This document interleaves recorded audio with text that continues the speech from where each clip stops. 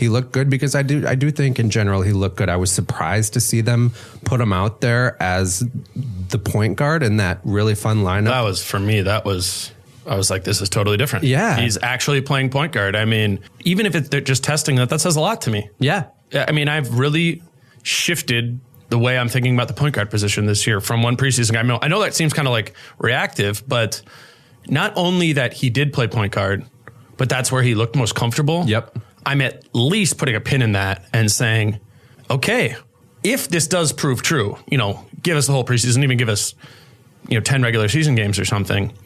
If Jarrett Culver is looking most comfortable in a lead ball handler role, then that changes the equation. Mm-hmm. Because the way, I know just from the way you and I have been talking about it, we've been thinking about him as a secondary or third, oftentimes a third ball handler on the floor. And it starts to become a real opportunity cost question of how far down the ball handler ladder do you want to put him? If he's out there with Jeff Teague, Andrew Wiggins, he's the third. Mm-hmm.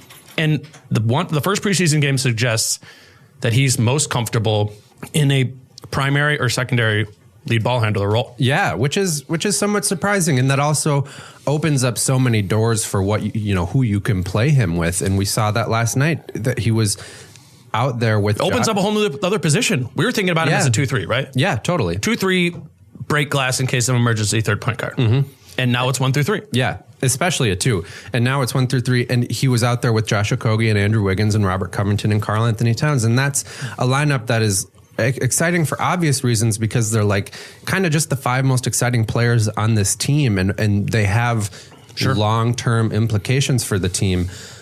But it looked good. Like if he can be a playmaker and they can take advantage of that length on the defensive end, as long as they don't just get clobbered on the boards, like that's a lineup that could be really fun to watch all season. And I thought it was cool to get a glimpse of it.